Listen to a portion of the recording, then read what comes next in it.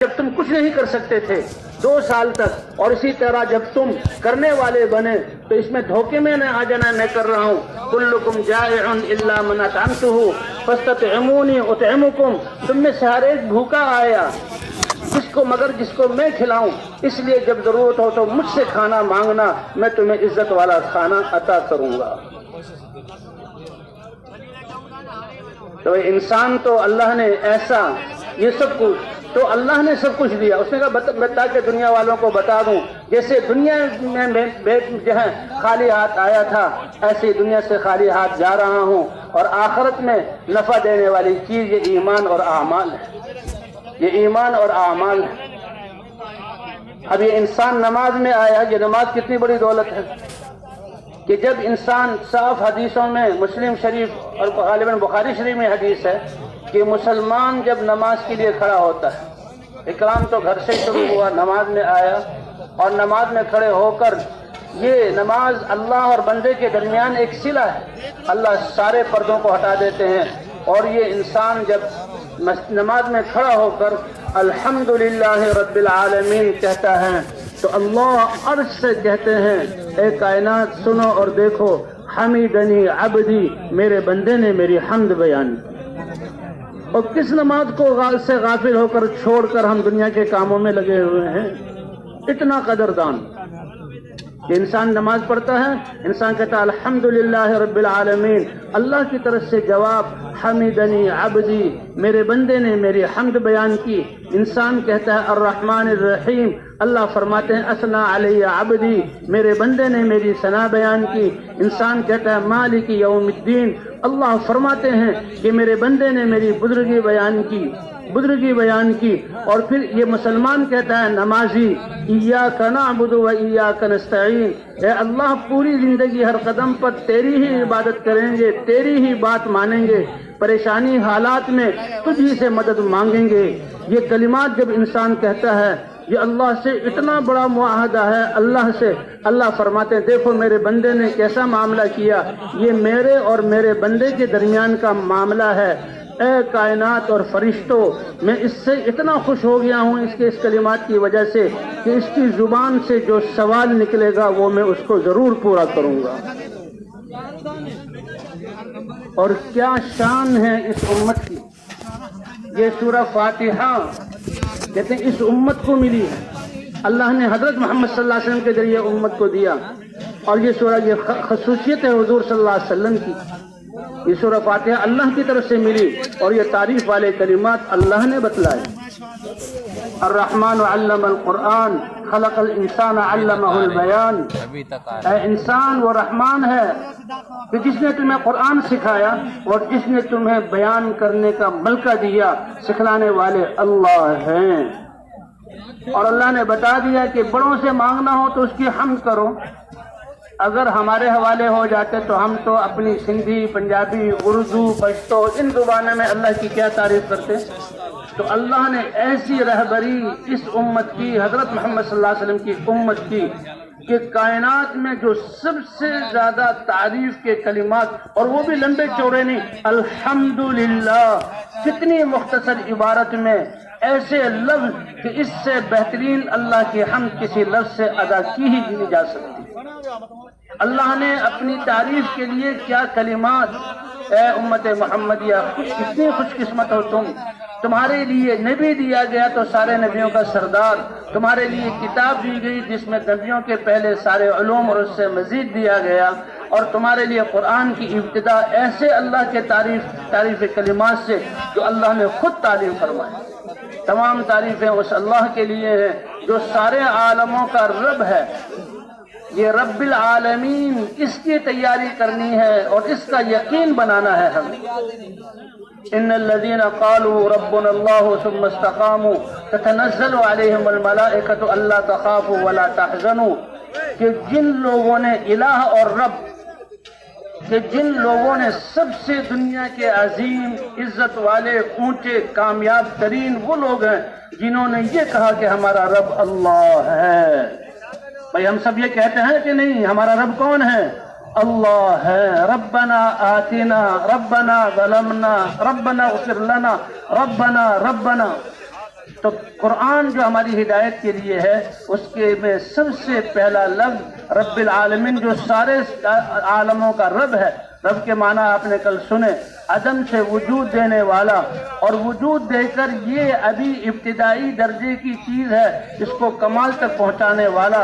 اور کمال تک پہنچانے میں جس چیز کی جہاں پر کتنی گرمی، کتنا پانی، کتنی سردی اور کتنی خوراک دینے کی ضرورت ہے، اللہ پہنچانے والا اور تربیت کرانے والا، کرنے والا، یہ ہے وہ رب. اور اس کا یقین بنانے کے لیے قرآن پاک میں اللہ نے 900 دفعہ رب کے لفظ کو دہرایا ہے، کیونکہ ہم امتحان میں ہے. اور تیاری، قبر میں سب سے پہلا سوال مر ربک، تمہارا رب کون ہے. حضور صلی اللہ علیہ وسلم نے فرمایا کہ انسان کے رشتہ دار، عزیز چھوٹا ہے تو اس کے ماں باپ، دادا، دوست، بھائی، بڑا ہے تو اس کی اولاد اور پوتے یہ قبر میں رکھ کے آتے ہیں، منو تلے، مٹی تلے دبا دیتے ہیں.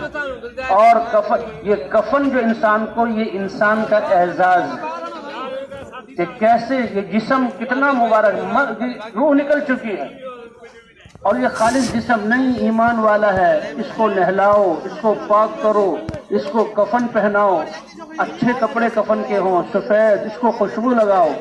اور دنیا میں باندھ دیتے ہیں 3 گرہ، تاکہ یہ انسان، یہ گرہ کھل کر جسم کھل نہ جائے ہوا وغیرہ سے، یا جہاں کفن کے ہلنے سے، چارپائی کے ہلنے سے کھل نہ جائے. اور انسان کا بے کپڑے ہونا یہ بہت ہی زیادہ انسان کی یہ کمی کی بات ہے، تو اس کو باندھو. لیکن قبر میں جب رکھ دو تو سر کی گٹھان بھی کھول دو، بیچ کی گانٹھ بھی کھول دو، پاؤں کی گانٹھ بھی کھول دو، پردے میں ہے، منو تل مٹی ڈال دی. ابھی وہ ان جانے والوں کی قدموں کی آہٹ کو سن رہا ہوتا ہے کہ منکر نکیر اس کی قبر میں آ جاتے ہیں. کہ جس سوالات کی تیاری کے لیے پیدا کیا گیا تھا، اس کے سوالات، اللہ کتنے کریم ہیں، وہ سوالات واضح کیے کہ کون سے سوالات ہیں، اور جواب کے لیے اللہ نے نبیوں کو بھیجا اور یہ دین دیا. اتنی ہیبتناک شکل میں، مر ربک، بتاؤ تمہارا رب کون ہے، مر ربک، بتاؤ تمہارا رب کون ہے. یہ تو ایمان والا ہے، یہ تو قرآن پاک پڑھنا شروع کیا بچہ. خیرکم من تعلم القرآن وعلمہ، سب سے پہلا لفظ قرآن کا الحمدللہ رب العالمین. اور قرآن پاک کو نازلہ پڑھا تو 900 مرتبہ رب کا لفظ آیا، ربنا آتنا، ربنا ظلمنا. اور آخر میں قل اعوذ برب الفلق، قل اعوذ برب الناس. اور روزانہ کے اعتبار سے ایک رکعت میں 10 دفعہ یہ انسان، جی ہاں، سبحان ربی العظیم، سبحان ربی الاعلی، رب اجعلنی مقیم الصلاۃ، یہ رب کے لفظ کو دہراتا ہے. مر ربک، تمہارا رب کون ہے، ربی اللہ.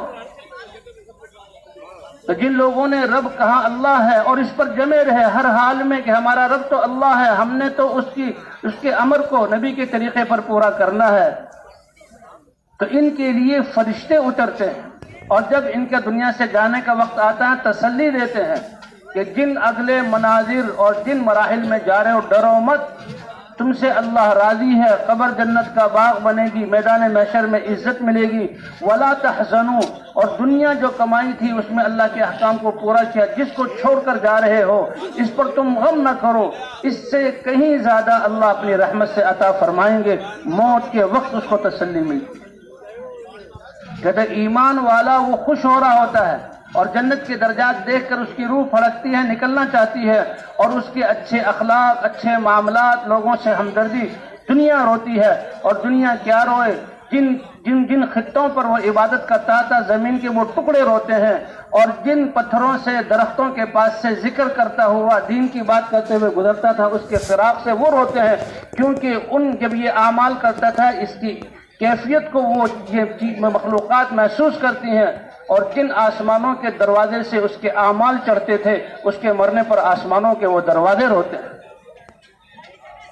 اللہ نے بتا دیا، دیکھو بادشاہ فرعون کتنا زبردست دنیا کے اعتبار سے بادشاہ تھا، کتنا منظم، اور کس ملک کا، دنیا کے زرعی ملک کا وہ بادشاہ، باغات، لہلہاتے کھیت، اس کے محلات. آج بھی سائنس کی دنیا اس کے بنائے ہوئے اور اہرام مصر آنکھیں پھاڑ کر دیکھتی ہے کہ وہ کیسے بنا گیا. لیکن جب اس دنیا سے گیا تو کس حال میں وہ گیا؟ تو اس لیے بھائی اللہ تعالیٰ جو ہے وہ اللہ نے ہمیں پہلا سوال مر ربک، تمہارا رب کون ہے؟ تو اس میں اللہ نے جب اس کے غرق کا واقعہ جو اللہ نے ذکر کیا کہ فرعون اس کی فوج بحر قلزم میں غرق ہوئے، ایمان والوں کو بچایا، اس پر اللہ نے فرمایا فما بکت علیہم السماء والارض وما كانوا منذرین، کہ دیکھو پورا ایک ملک، اس کی فوجیں، بادشاہ، ایک قوم پانی میں ڈوب ڈوب کر مر گئے، نہ آسمان نے ایک قطرہ آنسو کا بہایا اور نہ زمین اس پر روئی۔ اس پر مفسرین لکھتے ہیں کہ اللہ والا جو دین پر چلتا تھا، اس کے فراق پر زمین اور آسمان کے دروازے بھی روتے ہیں، آسمان کے دروازے بھی اس کے لیے روتے ہیں۔ تو پہلا سوال مر ربک، تمہارا رب کون ہے؟ تو اس لیے بھائی انشاء الحمدللہ رب العالمین پہلا لفظ ہے رب العالمین۔ اب یہ ایاک نعبد و ایاک نستعین، اے اللہ تیری ہی عبادت کریں گے، تجھ ہی سے ہم مدد مانگیں گے۔ اللہ کہتے ہیں دیکھو یہ بندے نے میرے ساتھ معاملہ کیا ہے اور میں اس سے اتنا خوش ہو گیا ہوں کہ اس کی زبان پر جو آئے گا سوال وہ میں عطا کروں گا۔ اب یہ انسان تو اس کی ذہنیت اور اس کی سمجھ اور اس کا علم تجربہ بہت چھوٹا ہے، دنیا کی ہلکی ہلکی چیزیں مانگے گا۔ ایسی نعمت جس میں دنیا اور آخرت کی ساری نعمتیں مل جائیں، وہ اللہ نے بتلایا اے ایمان والو تم اللہ کے سامنے کھڑے ہوئے ہو اور اللہ کی توجہ ہے، رحمت ہے، تو کیا مانگو اہدنا الصراط المستقیم، اے اللہ وہ صراط مستقیم جو تجھ تک پہنچانے والا ہے اس کی ہدایت ہمیں عطا فرما دے۔ تو بھئی یہ نماز ایسی ہے، اللہ نے یہ نماز عطا فرمائی اور اس امت کے لیے 5 نمازیں، ہدایت انسان کی سب سے بڑی ضرورت ہے۔ تو بھئی جیسے اللہ کائنات کے نظام کو اپنے علم محکم سے چلا رہے ہیں اور کائنات کا نظام یہ نشانی ہے اللہ کی وحدانیت پر، ایسے ہی انسانوں کو اللہ نے ایسے بے مقصد پیدا نہیں کیا۔ افحسبتم انما خلقناکم عبثا وانکم الینا لا ترجعون، کیا پھر تم نے یہ گمان کر لیا کہ ہم نے تم کو بیکار پیدا کیا؟ آدم علیہ السلام کو جنت میں فرشتوں کے سامنے پیدا کر کے علم دے کر فرشتوں پر فضیلت دی کہ فرشتوں کو کہا انبئونی باسماء ہؤلاء، ان چیزوں کے نام تم بتلاؤ، تو فرشتوں نے اپنے نہ جاننے کا اعتراف کیا۔ فرشتوں کو اللہ نے فرمایا انبئونی، مجھے بتلاؤ، اور آدم علیہ السلام کی باری آئی اے آدم تم ان فرشتوں کو ان چیزوں کے نام بتلاؤ۔ کہ دیکھو تمہارے باپ کو ہم نے کیسی عزت دی جنت کے مقام میں، اور اللہ کا براہ راست خطاب اے فرشتوں تم ان فرشتوں، اے آدم علیہ السلام تم ان فرشتوں کو ان چیزوں کے نام بتاؤ۔ اور پھر اللہ فرماتے ہیں وَإِذْ قُلْنَا لِلْمَلَائِكَةِ اسْجُدُوا لِآدَمَ، اور جب کہ ہم نے سارے فرشتوں سے کہا کہ آدم علیہ السلام کے سامنے سرنگو ہو جاؤ، فَسَجَدَ الْمَلَائِكَةُ كُلُّهُمْ أَجْمَعُونَ، سارے کے سارے فرشتے اکٹھے ایک ہی وقت میں آدم علیہ السلام کے سامنے سرنگو ہوئے، کوئی فرشتہ بھی باقی نہیں رہا، گویا کہ سارے نظام کو اللہ نے انسان کے تابع کر دیا۔ انسان ٹھیک ہے تو سارا نظام ٹھیک ہے۔ روایت تفاسیر میں پڑھا کہ یہ فرشتوں کا آدم علیہ السلام کے سامنے جھکنا کتنی دیر کا تھا؟ ایک روایت میں ہے 100 سال تک فرشتے جھکے رہے، اور ایک روایت میں 500 سال تک جھکے رہے۔ اے انسان تم کو میں نے کتنی بڑی عزت دی کہ تمہارے باپ آدم علیہ السلام کو کتنی عزت سے پیدا کیا، ان کے جسم کو مٹی سے ان کا پتلا اپنی قدرت سے بنایا، اور روح میں نے اپنا امر پھونکا، اور فرشتوں پر علم کے ذریعے ان کو فضیلت، آدم علیہ السلام کو فضیلت دی، اور ان کو مسجود ملائکہ بنایا، سارے فرشتوں نے سجدہ کیا اور پھر دنیا میں اتارا۔ وَإِذْ قَالَ رَبُّكَ لِلْمَلَائِكَةِ إِنِّي جَاعِلٌ فِي الْأَرْضِ خَلِيفَةً، تو کیا تم نے یہ گمان کر لیا ہم نے تم کو بیکار پیدا کیا ہے؟ ساری کائنات کا ذرہ ذرہ اللہ کے امر کے ساتھ جکڑا ہوا ہے، نافرمانی کر نہیں سکتا۔ یہ سورج اپنے مدار کو اور راستے کو چھوڑ دے، دنیا میں تباہی آ جائے، دنیا کے سیارے جو اللہ نے ستارے ان کا مدار بنایا ہوا چلنے کا راستہ، وہ دائیں بائیں ہو جائیں، ٹکرا جائیں، دنیا تباہ ہو جائے، آسمان اللہ کے امر کی نافرمانی کر نہیں سکتا۔ ائتیا طوعا او کرہا قالتا اتینا طائعین۔ اللہ نے قرآن پاک میں اے انسانوں تمہارا رب کیسی قدرت والا کتنا بڑا ہے، زمین اور آسمان ساری مخلوقات سے پوچھا کہ تم خوشی خوشی میرا حکم مانو گے یا زبردستی منواؤں؟ کائنات نے کہا آسمان اور زمین میں نے اے رب العالمین ہماری مجال نہیں ہے کہ تیرے امر کی ہم نافرمانی کر سکیں۔ تو انسان کو کیا بیکار پیدا کیا؟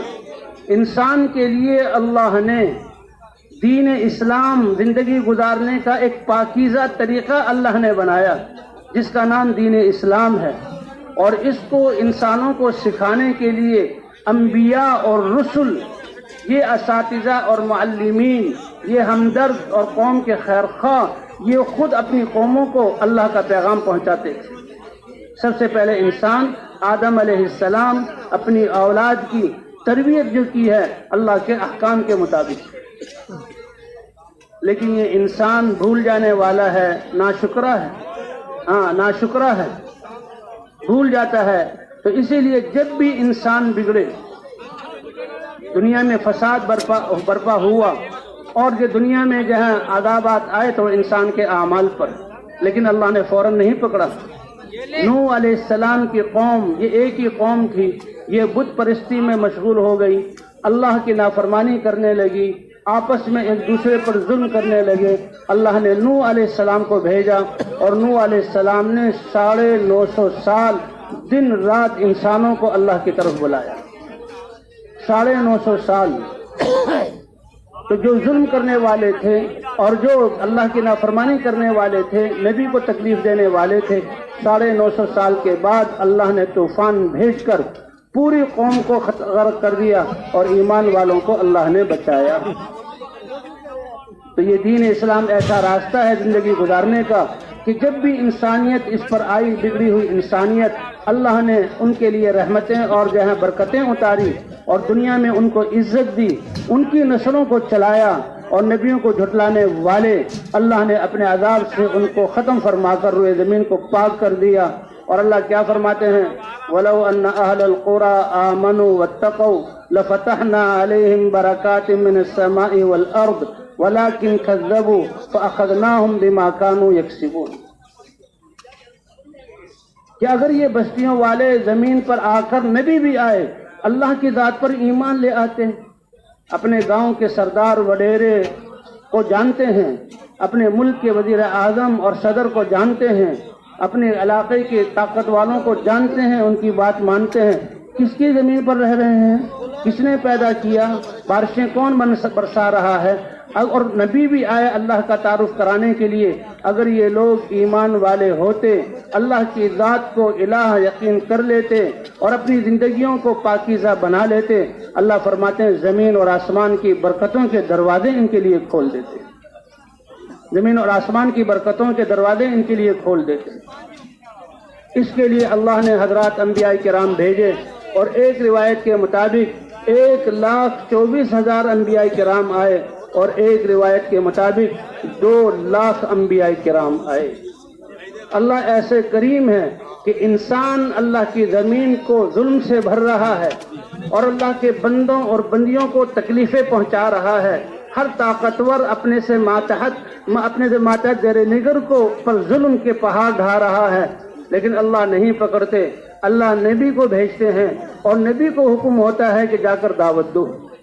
جیسے سورج اللہ نکال رہے ہیں ساری انسانوں کے لیے زندگی گزارنے کے اسباب، ہوائیں اللہ چلا رہے ہیں، دن رات کا نظام اللہ لاتے ہیں، کوئی ہمیں دعا نہیں مانگنی پڑتی، یہ اللہ اپنے فضل سے سارے نظام چلا رہے ہیں۔ تو روح کی تربیت کے لیے بھی اللہ تعالی حضرات انبیاء کرام کو بھیجتے ہیں، اور نبی کو حکم ہوتا ہے کہ میرا پیغام، میرا علم، پاکیزہ زندگی لے کر خود جاؤ، اور حضرات انبیاء کرام قوم کے پاس آتے ہیں، اور ایسی ہمدردی خیرخواہی، یا قوم، پتہ ہے یہ اللہ کی نافرمان ہے، اللہ کو ناراض کرنے والے اعمال، اگر اللہ کا حلم نہ ہوتا تو اللہ ان کو تباہ کر دیتے، اور میں اللہ کا رسول ہوں، پھر بھی اپنائیت، ہمدردی، خیرخواہی اے میری قوم، یا قوم اعبد اللہ، اپنی رسم و رواج اور نفس اور خواہشات اور باطل طریقوں سے نکل کر ایک اللہ کی عبادت پر آ جاؤ۔ یا قوم اعبد اللہ ما لکم من الہ غیرہ، اللہ کے علاوہ کوئی الہ نہیں۔ اس کلمے کے ذریعے اللہ کا تعارف کراتے تھے، اور جو لوگ اللہ پر ایمان لے آتے ان کے لیے آسمانوں سے دین اترتا تھا۔ جبرائیل علیہ السلام رسولوں پر وحی لے کر آتے تھے اور انسانوں کے لیے احکام اترتے تھے۔ ان احکام کی برکت سے یہ انسانیت دنیا میں پنپتی تھی۔ فرمایا اگر یہ بستیوں والے ایمان والے ہو جاتے اور نبی کی دی ہوئی تعلیم کے مطابق زندگیوں کو پاکیزہ بنا لیتے تو زمین اور آسمان کی برکتوں کے دروازے ہم ان کے لیے کھول دیتے۔ اب قوم عاد کے لیے، قوم عاد بڑی طاقتور کہ ان جیسے کوئی مخلوق پیدا نہیں ہوئی، اور انہوں نے ظلم برپا کیا، ہر طاقتور دوسرے کو دباتا ہے۔ تو اللہ نے ہود علیہ السلام کو بھیجا، سالوں دعوت دی۔ جب حجت پوری ہو گئی، اللہ نے ہوا جیسی مخلوق کے ذریعے سے ریحا صرصرا عاتیہ سخرها علیہم 7 لیال و 8 ایام کہ اللہ نے ہوا بھیجی۔ یہ ہوا جس پر انسان کی زندگی کا دار و مدار ہے۔ آکسیجن کتنا ضروری ہے، 1 منٹ میں غالباً ایک انسان 5 دفعہ آکسیجن کو لیتا ہے اور کاربن ڈائی آکسائڈ کو پھینکتا ہے۔ اسی ہوا کے ذریعے اللہ نے جیسے نوح علیہ السلام کی قوم کو پانی کے ذریعے ہوا کو بھیجا جو فرشتے کی قابو سے باہر نکلی، اور وہ بڑے بڑے جسموں والے تھے، ان کے بڑے بڑے پتھروں سے تراشے ہوئے گھر، ان میں وہ گھسے۔ اللہ نے ہوا کو گولائی میں چلا کر ان کے جسموں کو نکالا، آسمانوں پر اڑا کر اور سروں کے بل پٹخا۔ 7 لیال و 8 ایام، 7 راتیں 8 دن وہ ہوا چلی۔ نافرمان ختم ہوئے سالوں کے بعد، اور نبی کی دعوت دینے کے بعد ایمان والوں کو اللہ نے بچایا۔ ایسے الجھے ہوئے تھے جیسے یہ کھجور کے تنے اگر آندھیاں ان کو گرائیں اور ایک دوسرے میں الجھ جائیں۔ ان کھجوروں کے تنوں سے بڑے بڑے ان کے قد تھے، ایک دوسرے میں الجھے ہوئے تھے۔ اللہ کا کسی سے کوئی رشتہ نہیں۔ یمن میں اللہ کے راستے میں ہمارا جانا ہوا۔ حضرموت وہ علاقہ ہے جو قوم عاد کا مسکن تھا۔ وہاں جگہ جگہ پر بڑے بڑے ٹیلے، اور ان ٹیلوں سے پرانے برتن اور پرانی چیزیں، انسانوں کے ہڈیوں کے ڈھانچے وہاں سے نکلتے تھے، بڑی بڑی کھوپڑیاں۔ کہتے ہیں یہ قوم عاد جو سب سے زیادہ طاقتور لمبے قد والی قوم تھی، ان کا یہ مسکن۔ ایک بستی میں ہم گئے تو وہاں پرانے کھنڈرات، وہاں کے ایک شیخ عبد الصمد وہ ہمیں گشت کرا رہے تھے، تو ہم باغات میں سے گزر کے ایک کھنڈرات میں گئے۔ انہوں نے کہا، مجھے کہنے کا خورشید دیکھو یہ پرانے گھر کے آثار ہیں، کیا نظر آ رہا ہے؟ تو میں نے دیکھا کہ دیوار کھڑی ہوئی ہے اور اوپر ان کے بڑے بڑے پتھر ہیں، 40 آدمی بھی ایک پتھر کو ہلا نہ سکے۔ کہنے لگے تمہیں کیا سمجھ میں آیا؟ میں نے کہا مجھے کچھ سمجھ میں نہیں آ رہا۔ کہا یہ بڑے پتھر جو دیواروں کے ہیں یہ زمین کے اندر بنیادیں تھیں، اور ان پتھروں پر ان کی دیواریں اور چھتیں تھیں، اور ہوا کے ذریعے اللہ نے جو انسان بھی ختم ہوئے ان گھروں کو الٹا، ان کی چھتیں زمین پہ چلی گئی اور بنیادیں جہاں اوپر آ گئیں۔ یہ نشانی ہے اس قوم عاد کی، التی لم یخلق مثلھا فی البلاد۔ آج تک وہ نشانیاں موجود ہیں۔ تو اللہ تعالیٰ نبیوں کو بھیج کر قوموں کو سمجھاتے تھے۔ سب سے آخر میں سارے نبیوں کے سردار حضرت محمد صلی اللہ علیہ وسلم اللہ کا دین لے کر آئے۔ ہم حضرت محمد صلی اللہ علیہ وسلم کی امت میں ہیں، کتنا بڑا اعزاز ہے ہمارے لیے۔ اسی لیے اللہ نے فرمایا کنتم خیر امت اخرجت للناس، تم انسانی تاریخ میں انبیاء ان کی قومیں آئیں، اے امت محمدیہ فخر اور ناز کرو اپنے نصیبے پر کہ اللہ کے ہاں تم سب سے زیادہ پسندیدہ امت ہو۔ یہ اعلان کوئی ایک ملک کے اعتبار سے نہیں ہے، یہ اعلان کوئی ایک زمانے کے 7 ارب انسانوں کے اعتبار سے نہیں ہے، یہ اعلان قیامت تک آنے والے نسلوں کے اعتبار سے ہے، اور پچھلی گزری ہوئی قومیں اور انبیاء ان کی قوموں کے اعتبار سے ہے۔ اے امت محمدیہ تم سب سے زیادہ اللہ کے ہاں پسندیدہ ہو کہ تمہیں نبیوں کی طرح سارے انسانوں کی رہبری اور رہنمائی کے لیے نکالا گیا ہے۔ تأمرون بالمعروف وتنہون عن المنکر، تم نیکی کا حکم کرو گے اور برائیوں سے روکو گے۔ جب حضور صلی اللہ علیہ وسلم، جیسے میں نے عرض کیا کہ اللہ نے انسانوں کی زندگی سنوارنے کے لیے اپنا دین اتارا ہے، اور انسانوں کو بیکار پیدا نہیں کیا. دین ہی وہ طریقہ زندگی ہے جو انسانوں کے لیے اللہ نے وضع کیا. جب انسانیت دین پر چلتی ہے تو آسمانوں سے برکتیں اترتی ہیں.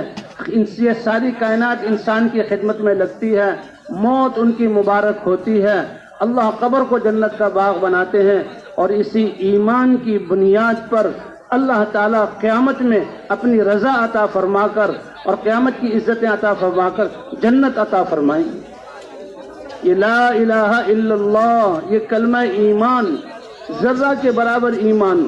ربما یود الذین کفروا لو کانوا مسلمین. اللہ کا کتنا شکر ہے، اللہ بغیر مانگے بغیر کسی محنت کے ایمان والے گھروں میں پیدا کر کے اللہ نے ہمیں ایمان کی دولت عطا فرمائی.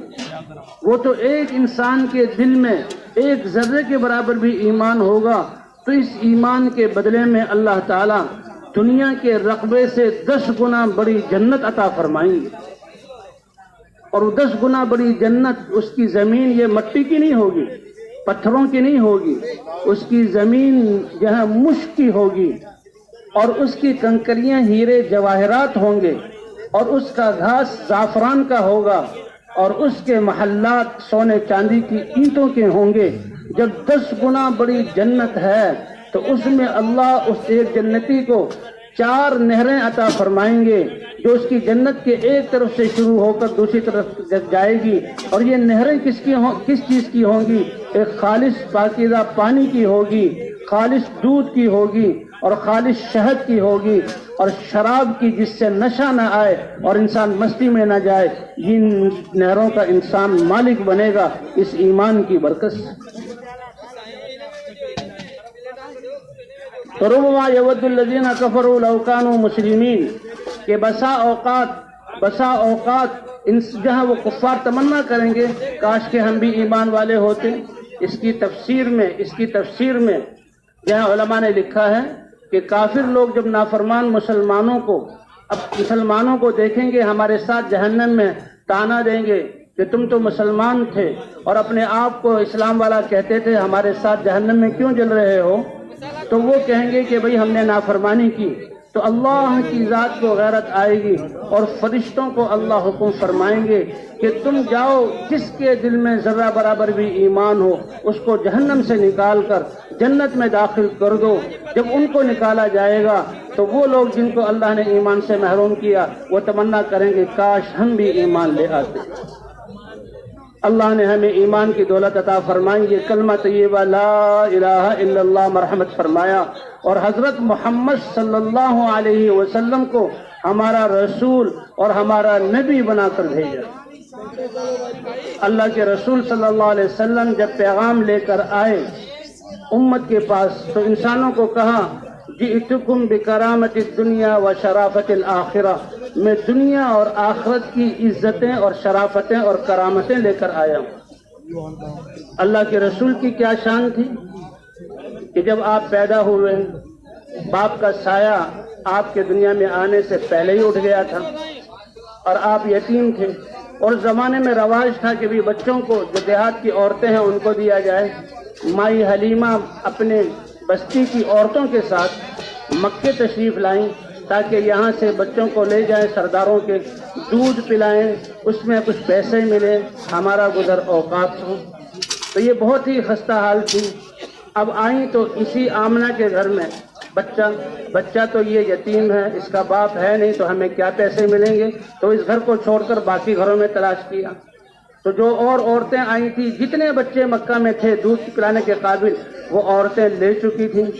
اب یہ کہنے لگی کہ ہم نے کہا چلو اسی بچے کو لے لیا جائے، کہ ہمیں کیا پتا تھا کہ کتنا قیمتی بچہ ہے. تو جو ہی وہ بچہ ہمارے ہاتھ میں آیا اس کی خیریں اور برکتیں کہ جب ہم اپنی سواری پر مکہ آ رہے تھے سواری اتنی کمزور تھی کہ ساتھ چلنے والی عورتیں ارے حلیمہ اپنی سواری کو ذرا تیز چلاؤ اور تم ہمارے ساتھ ہو جاؤ، تمہاری وجہ سے ہمیں بھی دیر ہو رہی ہے. لیکن جو ہی حضور صلی اللہ علیہ وسلم اس بچے کو ہم نے ہاتھ میں لیا ہماری سواری میں اتنی طاقت آئی کہ ہماری سواری سب سے آگے تھی.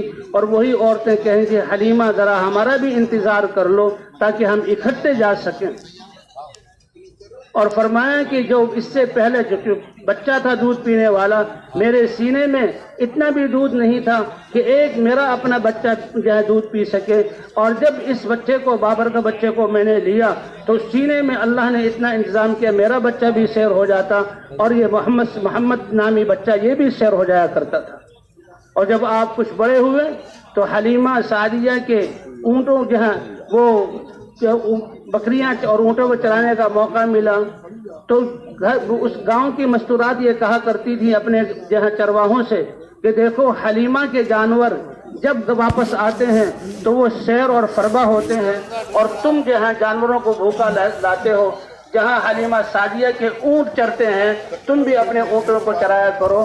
تو حضرت محمد صلی اللہ علیہ وسلم کی وجہ سے جہاں وہ اونٹ چرتے تھے اللہ اس زمین کو سرسبز کر دیتے، اور وہ حلیمہ کے اونٹنی ہیں اور جہاں ان کی بکریاں وہ سیر ہو کر آتی تھی اور باقیوں کی حالت ایسے نہیں تھی۔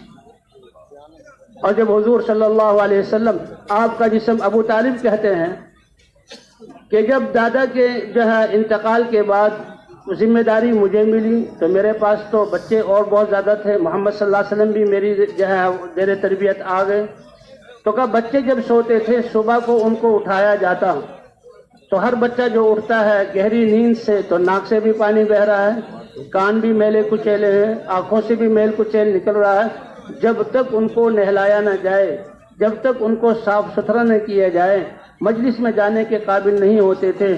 لیکن محمد صلی اللہ علیہ وسلم جو بچہ تھا اس کا چہرہ گلاب کی طرح تازہ اور رونق والا ہوتا تھا کہ آپ کے جسم پر کوئی ایسی چیز ظاہر نہیں ہوتی ایسے، اور آپ کے جسم سے خوشبو نکلتی تھی، آپ ایسے حسن والے تھے۔ تو ان کو اللہ نے ہمارے لیے رسول بنا کر بھیجا، اور آپ صلی اللہ علیہ وسلم جب یہ پیغام لے کر آئے تو کہا اے دنیا بھر کے انسانوں، میں دنیا اور آخرت کی عزتیں اور کرامتیں تمہارے لیے لے کر آیا ہوں۔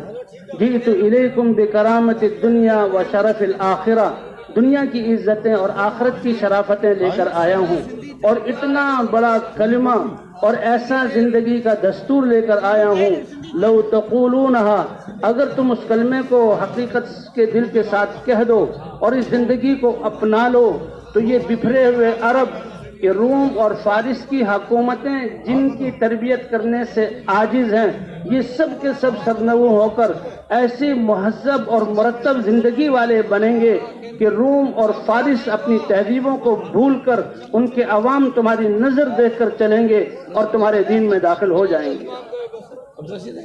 اب اللہ کے رسول صلی اللہ علیہ وسلم کا یہ دعویٰ اسباب کے اعتبار سے کچھ نہیں، کیونکہ حضرات انبیاء کرام جو دین کی دعوت لے کر آتے ہیں اور دین کی دعوت دیتے ہیں، ان کے ساتھ اللہ کی مدد ہوتی ہے، اور دنیا والوں کو بتاتے ہیں کہ انبیاء اور ان کی تعلیمات اور ان کی تعلیمات پر عمل کرنے والے یہ بادشاہتوں کی بیساکھیوں پر اور زراعت کے نقشوں پر اور دنیا کے اسباب کے نقشوں پر دنیا میں نہیں چلتے، ان کے کام تو اللہ اپنی قدرت سے ان کے کام بناتے ہیں۔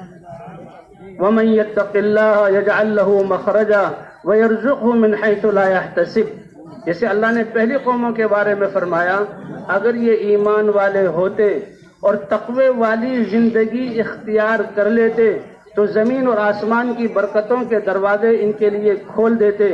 اسی طرح قیامت تک اللہ نے وعدہ کہ جو اللہ کا تقوی اختیار کرے گا اور پاکیزہ زندگی کو اختیار کرے گا، چاہے ساری دنیا والے جمع ہو کر اس کے راستوں کو تنگ کر دیں، اللہ سارے راستے بند ہو کر ان کے لیے راہیں نکالیں گے، اور اللہ غموں سے خوشیاں عطا فرمائیں گے، اور ایسی جگہ سے عطا فرمائیں گے جہاں انسانوں کی عقلیں نہ جا سکیں۔ تو حضور صلی اللہ علیہ وسلم ساری انسانیت کے لیے ایک طریقہ زندگی لے کر آئے اور اس کلمے کو اور کلمے کی دعوت کو لے کر آئے، لیکن آپ صلی اللہ علیہ وسلم خاتم النبیین ہیں، آپ کے بعد کوئی نبی نہیں آئے گا اور آپ کی نبوت قیامت تک چلے گی۔ اللہ نے دنیا میں آپ کو 23 سال کے عرصے کے لیے بھیجا کہ مکے کی گرمی، یہاں کے حالات، لوگوں کو پیغام پہنچانا۔ لقد من اللہ علی المؤمنین اذ بعث فیہم رسولا من انفسہم یتلو علیہم آیاتہ، اللہ کہہ رہے ہیں اے انسانوں تم پر میں نے احسان کیا کہ یہ نبی جو میرے محبوب ہیں، گویا کہ اس کا تقاضا تو یہ ہے کہ حضور صلی اللہ علیہ وسلم کو اللہ عرش میں اپنے سامنے عرش پر جگہ دیتے ہیں، لیکن تمہارے فائدے کے لیے کہ تمہارے سامنے میری آیات کو جہاں سنائیں، تمہارے نفوس کو پاکیزہ بنائیں، اللہ کا دین سکھائیں، اس لیے دنیا میں سب سے زیادہ گرم اور پسماندہ اور جہاں مشکل فقر و فاقے والے علاقے میں نے اپنے نبی کو بھیجا تاکہ ان کی ایسی تربیت کر دے کہ یہ تربیت پا کر پوری دنیا کے انسانوں کو سبق دے۔ تو اللہ کے رسول صلی اللہ علیہ وسلم کو 23 سال کا عرصہ ٹھہرایا گیا، لیکن آپ نے ایسی محنت کی کہ پچھلے سارے اندھیرے اور پچھلی ساری گمراہیاں اور پچھلے ساری بدعنوانیاں ختم ہوئی۔ 5 لاکھ کے قریب صحابہ کا ایسا مجمع بنا کہ ان کو اللہ کو زندگی ایسی پسند آئی کہ اللہ نے فرمایا میں ان سے راضی ہو گیا ہوں اور یہ مجھ سے راضی ہو گئے ہیں۔ اللہ نے اپنی رضا کا پروانہ ان کے لیے اتارا۔ اس لیے اللہ کے رسول نے جب دعوت دی تو اپنی امت کو پہلے دن سے دعوت میں ساتھ لیا، پہلے دن سے دعوت میں ساتھ لیا۔ جو ہی آپ نے یہ کلمے کی دعوت دی اور ایک ایک دو دو آدمی نے کلمہ پڑھنا شروع کیا، جو کلمہ پڑھتا تھا فوراً اس دین کی دعوت دیتا تھا۔ حضرات انبیاء کرام اپنی امتوں کے لیے دین ایک دستور زندگی لے کر آئے، لیکن حضرت محمد صلی اللہ علیہ وسلم دین کے ساتھ دین کی محنت بھی لے کر آئے، اس لیے پہلے دن سے امت نے حضور صلی اللہ علیہ وسلم کا ساتھ دیا۔ سب سے پہلے تو آپ کے کلمے کو قبول کرنے والی آپ کی بیوی خدیجہ رضی اللہ تعالی عنہا ہے۔ ایک تفسیر میں لکھا ہے کہ حضور صلی اللہ علیہ وسلم نے جب اے خدیجہ یہ لات اور عزیٰ کا انکار کرو اور تمہاری برادری کے جو رسومات ہیں ان کو جھٹلاؤ اور میں اللہ کا رسول ہوں، اللہ کے ایک ہونے کی گواہی دو اور مجھے رسول مانو، میرے رسول ہونے کی گواہی دو۔ حضرت خدیجہ رضی اللہ تعالی عنہا نے کیا عرض کیا، اے اللہ کے رسول انت اول من یدعو وانا اول من یستجیب، آپ سب سے پہلے مجھے دعوت دے رہے ہیں، میرا یہ نصیبہ کہ اللہ کے پیغام کی دعوت، دین کی دعوت مجھے دے رہے ہیں، تو میں بھی اس خوش قسمتی کو قبول کرتی ہوں اور سب سے پہلے آپ کی دعوت کو قبول کرتی ہوں۔ اور کہا اشہد ان لا الہ الا اللہ واشہد ان محمد رسول اللہ۔ اور حضرت خدیجہ رضی اللہ تعالی عنہا نے اتنا اونچی نسبت کہ اللہ نے ان کو چھانٹا اپنے نبی کی گھر والی بننے کے لیے، اور انہی سے آپ کی اکثر اولاد یہ فاطمہ کی اولاد، 4 بیٹیوں کی بیٹوں کی اولاد، حضور صلی اللہ علیہ وسلم انا اول من یدعو انت اول من یدعو انا اول من یستجیب، اس دعوت کو قبول کرتے ہی حضرت خدیجہ رضی اللہ تعالی عنہا نے بھی وہی کام شروع کیا جو اللہ کے رسول کر رہے ہیں، کہ جیسے اللہ کے رسول دعوت دے رہے ہیں حضرت خدیجہ بھی دعوت دے رہی ہیں۔ اس سے پہلے ان کی تجارت تھی، مشہور تاجرہ تھی، بہت سمجھدار تھی، اللہ کی طرف سے انتخاب ہوا ان کا حضور صلی اللہ علیہ وسلم، حالانکہ 15 سال عمر بڑی تھی، اور حضور صلی اللہ علیہ وسلم کائنات کے حسین ترین ہستی تھے۔ وَأَحْسَنَ مِنْكَ لَمْ تَرَ قَطُّ عَيْنٌ وَأَجْمَلَ مِنْكَ لَمْ تَلِدِ النِّسَاءُ۔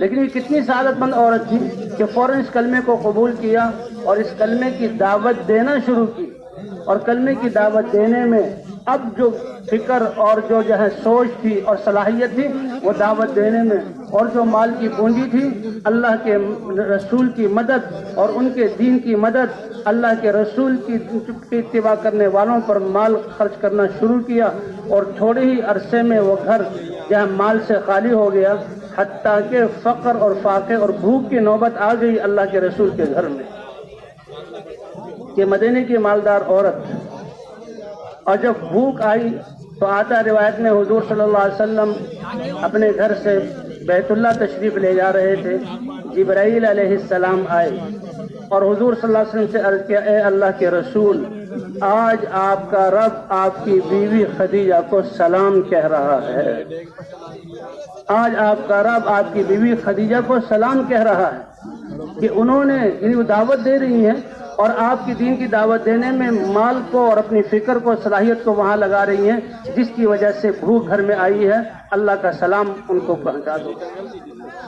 تو بھائی اس طرح اس امت کو حضور صلی اللہ علیہ وسلم نے دین کی دعوت دینے میں اپنے ساتھ شریک کیا، اور یہ پھر مکے والے انہوں نے قدر نہ کی آپ کی مخالفت، اور جو دین کو قبول کرنے والے ان کو تکلیفیں دینا، اور اللہ کے رسول دیکھ رہے ہیں، صبر کی تلقین کر رہے ہیں، کیونکہ آپ اللہ کے رسول تھے۔ کان حریصا علی ہدایت الناس اجمعین، سارے انسانوں کو ہدایت مل جائے، جہنم سے بچ کر جنت میں جانے والے بن جائیں، اس کے لیے آپ دن رات لگے ہوئے تھے۔ اس لیے آپ نے قبائل کے پاس آنا شروع کیا۔ قبائل کو حضرت ابوبکر ساتھ ہوتے تھے، وہ ان کا کون سے قبیلے سے ہوں، اور باپ دادا کے نام گنواتے تھے، اور قریش سے حضور صلی اللہ علیہ وسلم سے تعلق ظاہر کرتے اور کہتے کہ یہ اللہ کے رسول ہیں، یہ سیدھا راستہ دکھانے آئے ہیں، ان کی بات کو سنو۔ لیکن مکہ کے حالات شروع ہی سے مخالفت کے ایسے تھے کہ آنے والے قبائل بھی مکے کے سرداروں سے متاثر تھے، اور کوئی حضور صلی اللہ علیہ وسلم کو اپنے ساتھ لے جانے کے لیے تیار نہیں تھا۔ لیکن یہ سعادت اللہ نے مدینہ والوں کے حصے میں لکھی تھی کہ قدر کرنے والوں کو اللہ نوازتے ہیں۔ حضور صلی اللہ علیہ وسلم کی ملاقات 6 جوانوں سے ہوئی، 3 اوس قبیلے کے تھے، 3 خزرج قبیلے کے تھے، اور دن میں ان سے ملاقات ہوئی، ان کو کچھ بات سمجھ میں آئی، حضور نے دیکھا یہ متوجہ ہیں، اس لیے لوگوں کی نظروں سے بچنے کے لیے رات کا وقت متعین کیا، اور مینا جہاں حاجی لوگ اور رمی جمرات کرتے ہیں، وہ ایک چھوٹی سی مسجد اب بھی بنی ہوئی ہے کچی، اور اس کو جو ہے احاطہ کیا ہوا ہے جنگلے سے۔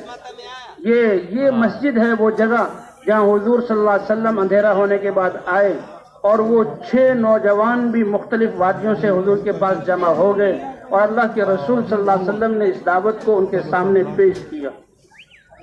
کیونکہ وہ مدینے میں تھے، اہل کتاب سے سنتے رہتے تھے، ان کی کتابوں میں تھا کہ یہ زمانہ، یہ نشانیاں اور یہ اوقات آخری نبی کے ظاہر ہونے کے ہیں، اور وہ نبی ظاہر ہوں گے، اللہ کی طرف بلائیں گے۔ یہ ان کے ذہن، خود تو بت پرست تھے لیکن اہل کتاب سے اس بات کو سنا ہوا تھا۔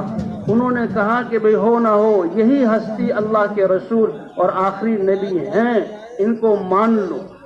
حضور نے اسلام کے محاسن بیان کیے، اور حضور صلی اللہ علیہ وسلم نے جی ہاں جب قرآن کی آیات پڑھی اور دعوت دی، فوراً 6 کے 6 اسلام میں داخل ہو گئے۔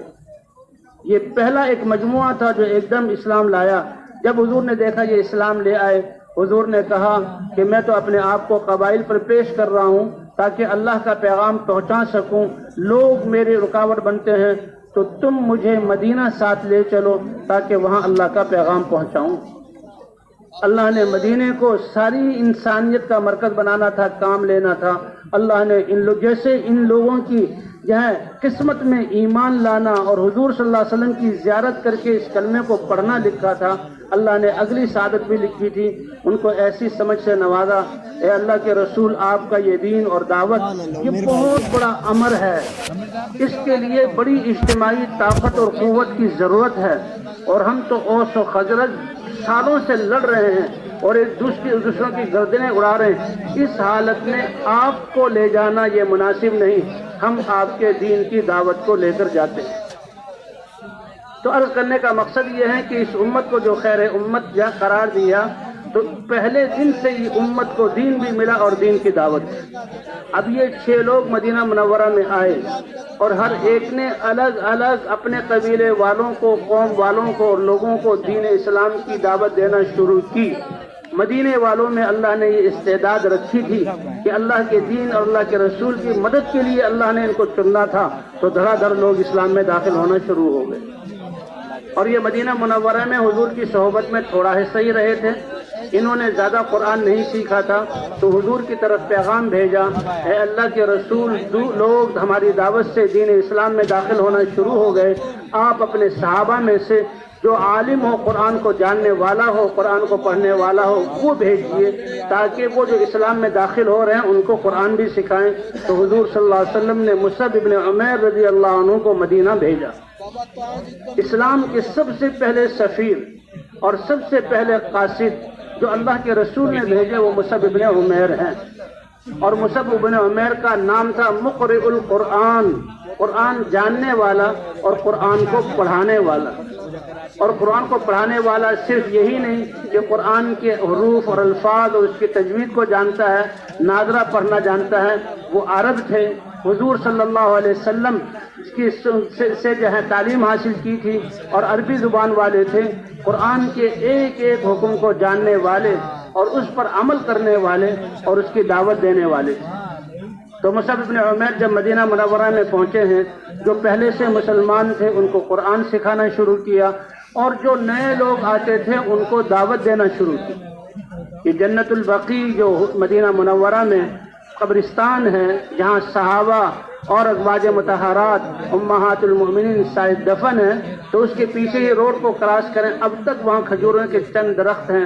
بنی ظفر کا وہ علاقہ ہے، اس وقت باغ تھا جیسے آپ کے کھجوروں کے باغات ہیں، اس میں ایک جگہ مصعب بن عمیر ٹھہرے، لوگ آتے تھے، وہ ان کو دعوت دیتے تھے، اور اس طرح جو ایمان میں داخل ہوتا وہ بھی دعوت میں۔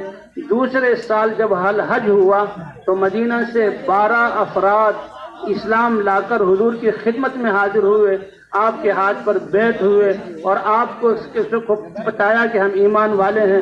پھر یہ بھی جو ہے واپس آئے اور انہوں نے دعوت چلائی۔ تیسری دفعہ جب حج میں گئے تو 72 آدمی مرد اور عورت مدینے کے گئے، ان لوگوں کی دعوت کی وجہ سے حضور کے ہاتھ پر بیعت ہوئے، اور انہوں نے کہا اے اللہ کے رسول، اب مدینہ میں کوئی گھر ایسا نہیں ہے جس گھر میں اسلام داخل نہ ہو چکا ہو، جس گھر میں اسلام داخل نہ ہو چکا ہو۔ اللہ کے رسول سید المرسلین وہ مکہ میں ہیں اور مدینہ والے دعوت کو لے کر اٹھے، تو بھئی انسانوں کو اللہ کی طرف بلانا اور گمراہی والے راستوں سے اللہ کے دین کی طرف بلانا، یہ اس امت کی امتیازی شان ہے۔